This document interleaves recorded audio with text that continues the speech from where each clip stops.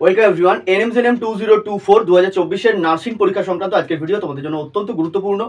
এনএমজেএনএম from correction 2024 2024 এর already ANM এবং GNM nursing entrance এক্সামিনেশনের জন্য ফর্ম ফিল আপ সম্পূর্ণ হয়েছে। আজ থেকে অর্থাৎ 26 তারিখ থেকে আগামী 28 তারিখ পর্যন্ত, এপ্রিল মাসের 26 তারিখ থেকে 28 এপ্রিল পর্যন্ত তোমাদের ফর্ম ফিল আপ কারেকশনের প্রক্রিয়া কিন্তু শুরু হলো। অর্থাৎ আজ থেকে ফর্ম ফিল আপ তোমরা কারেকশন করতে পারবে। কারেকশন অর্থাৎ ফর্ম ফিল আপে যারা যারা ভুল করেছো, বিভিন্ন ধরনের ফর্ম ফিল আপে তোমরা ভুল করেছো এবং বেশ কিছুদিন থেকে তোমাদের কমেন্টও পেয়েছিলাম বিভিন্ন জায়গাতে তোমরা ফর্ম ফিল আপের ক্ষেত্রে সংশোধন করার কিন্তু সুযোগ থাকছে, আবার বিভিন্ন জায়গাতে সংশোধন করার সুযোগ থাকছে না। তো কোন কোন জায়গাগুলো তোমরা সংশোধন করতে পারবে এবং কোন কোন জায়গাগুলো সংশোধন করতে পারবে না, কিভাবে সম্পূর্ণ প্রক্রিয়া করবে। কেউ কেউ বাবার নাম ভুল করেছো, কেউ নিজের নাম ভুল করেছো, কেউ মায়ের নাম ভুল করেছো, কেউ হয়তো পার্সোনাল অ্যাড্রেস ভুল করেছো, মোবাইল নাম্বার ভুল করেছো, ইমেল আইডি ভুল করেছো, বা হয়তো ফটোর জায়গাতে সিগনেচার দিয়ে দিয়েছো, সিগনেচারের জায়গাতে ফটো দিয়ে দিয়েছো।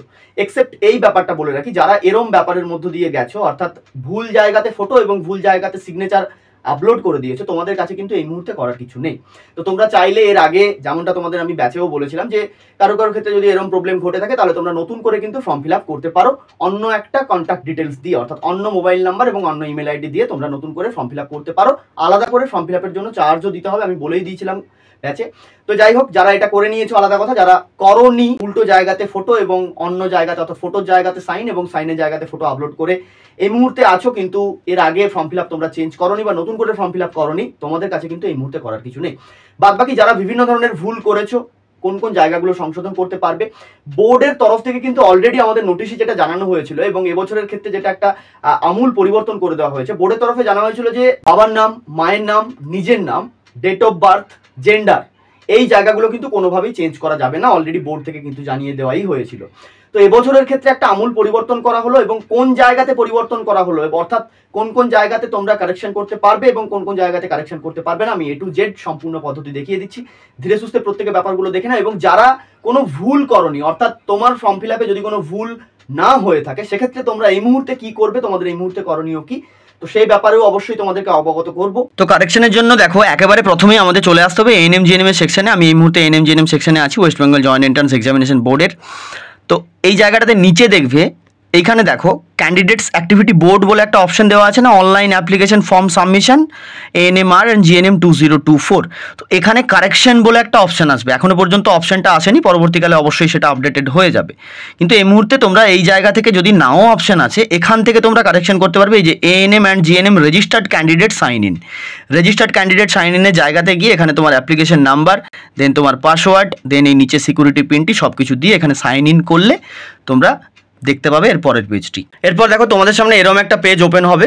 তো এই পেজটা যখনই ওপেন হবে এখানে তোমরা জাস্ট দেখতে পাবে, দেখো একটা লাল কালারের করা আছে যে অ্যাপ্লিকেশন ফর্ম কারেকশন বলে করা আছে, যেখানে দেখতে পাচ্ছ বাম সাইডে আমি কার্সারটা নিয়ে গেলাম, অ্যাপ্লিকেশন ফর্ম কারেকশন।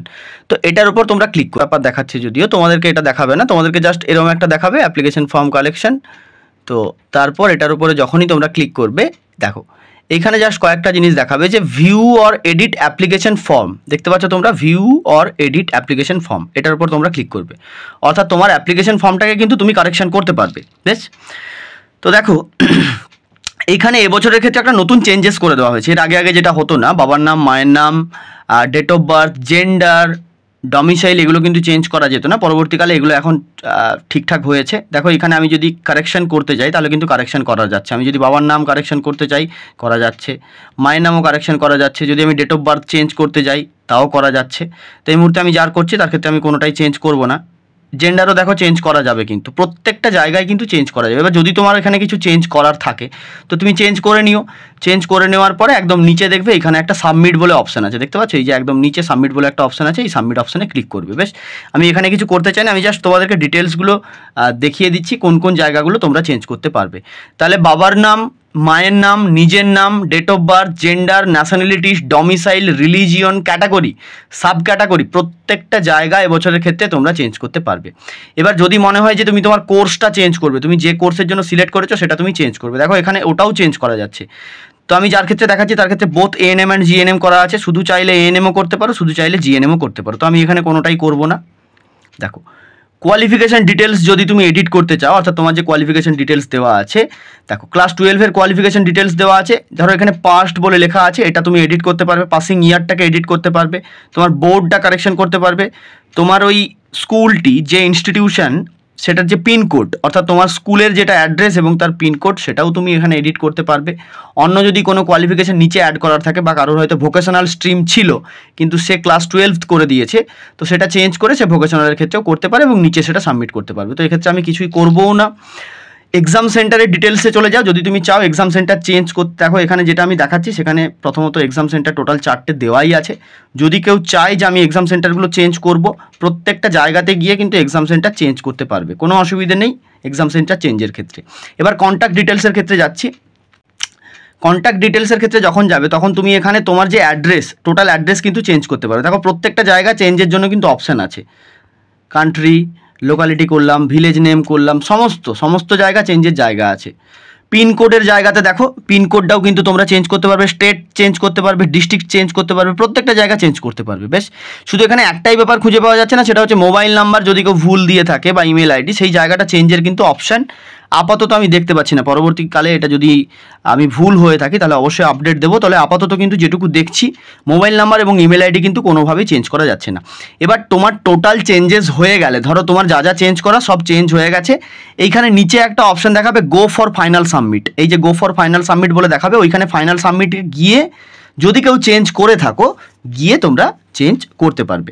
বাকি যেমনটা বললাম, বাকি যাদের কোনো ভুল হয়নি, তোমরা অবশ্যই আরও একবার চেক করে নিও, চেক করে সমস্ত ব্যাপারটা ভালোভাবে বুঝে ফাইনাল সাবমিট করে নিও। এবং এখানে একটা কথা বলে রাখি, এই যে ফাইনাল সাবমিট, এই ফাইনাল সাবমিটটি যদি একটি বারের জন্য হয়ে যায়, এরপরে কিন্তু সেকেন্ড টাইম তুমি আর কোনোভাবে এডিট করার চান্স পাবে না।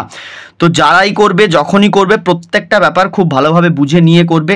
একেবারে এই জিনিসগুলোকে ক্যাজুয়ালি নেবে না, স্ট্রিক্টলি প্রত্যেকটা ব্যাপার ভালোভাবে দেখে নিয়ে তবেই করো।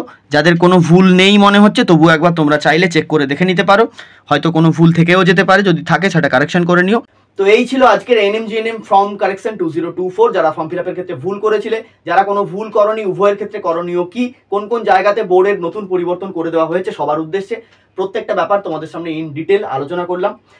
তো এক্সেসিভ গরমের মধ্যে প্রত্যেকে খুব ভালোভাবে প্রিপারেশন নিও। গরমের প্রিপারেশনটা গরমের মতোই হোক, একদম গরম গরম প্রিপারেশন নিও, কিন্তু শরীরটাকে সুস্থ রেখো, প্রত্যেকে সাবধানে থেকো, সুস্থ থেকো। অবশ্যই ভিডিওটি যদি ভালো লাগে বন্ধু বান্ধবদের মধ্যে শেয়ার করো, প্রত্যেকের কাছে ইনফরমেশনগুলো পৌঁছে দাও, এবং ভালো লাগলে লাইক করো। চ্যানেলে প্রথমবারের জন্য ভিজিট করে থাকলে যদি প্রয়োজন হয় চ্যানেলটাকে সাবস্ক্রাইব করতে পারো। এর আগে আমাদের প্রচুর পরিমাণে ফ্রি ক্লাসেস দেওয়া রয়েছে, যারা এখনো পর্যন্ত আমাদের ফ্রি ক্লাসেসগুলো দেখে উঠতে পারোনি, প্লেলিস্ট ভিজিট করো। প্লেলিস্টে দেখো এনএমজিএনএম এর 2024-এর ক্লাস যতগুলো আমরা করেছি সেগুলোকে আলাদা একটা প্লেলিস্ট করে দেওয়া হয়েছে, ভিজিট করো, ভিডিওগুলো দেখো, উপকৃত হও। ভালো লাগলে কমেন্ট করে জানিও। Thank you so much. আজকের মতো এখানে শেষ করলাম। প্রত্যেকে খুব ভালো থেকো, সুস্থ থেকো।